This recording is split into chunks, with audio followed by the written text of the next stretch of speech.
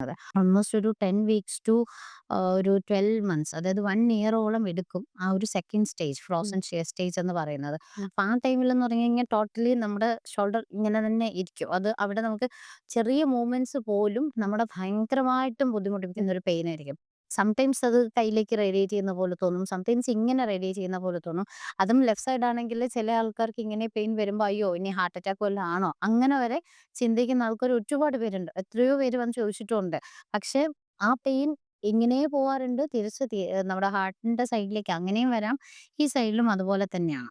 ഏത് വശത്തേക്കൊക്കെ അതിന് പോകാൻ പറ്റോ അങ്ങനെയെല്ലാം പെയിൻ സ്പ്രെഡ് ആയിക്കൊണ്ടിരിക്കും. പക്ഷെ മെയിൻ കോസ് എന്ന് പറയുന്നത് ഷോൾഡറിലായിരിക്കും ഉണ്ടാവുക. ബാക്കി മുകളിലേക്കും താഴേക്കുമുള്ള ഭാഗങ്ങളിലേക്ക് ഉണ്ടാവുന്ന വേദനകൾ എന്ന് പറഞ്ഞാൽ അത് റിലേറ്റഡ് പെയിൻ ആയിട്ട് വരുന്ന സംഭവങ്ങളാണ്.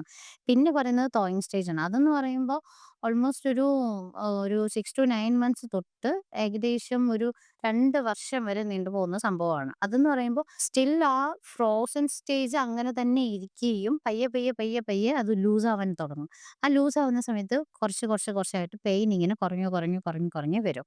ആ ഒരു സ്റ്റേജാണ് 3 സ്റ്റേജ് എന്ന് പറയുന്ന ടോയിങ് സ്റ്റേജ്. ഉം. അപ്പൊ അതില് പെയിൻ ഇങ്ങനെ കുറഞ്ഞു വരും. പക്ഷെ അതിന് എത്ര വർഷം വരെ എടുക്കും എന്ന് നമുക്ക് പറയാൻ പറ്റില്ല. മിനിമം ഒരു 2 ഇയേഴ്സ് എന്ന് പറയുന്നതാണ്. അത് may be 5 plus, plus, plus പോവാൻ ചാൻസസ് വളരെ, വളരെ കൂടുതലാണ്. അത് നമ്മുടെ ആക്ടിവിറ്റീസും ബാക്കിയുള്ള നമ്മുടെ മറ്റു കാര്യങ്ങളൊക്കെ റിലേറ്റഡ് ആയിട്ട്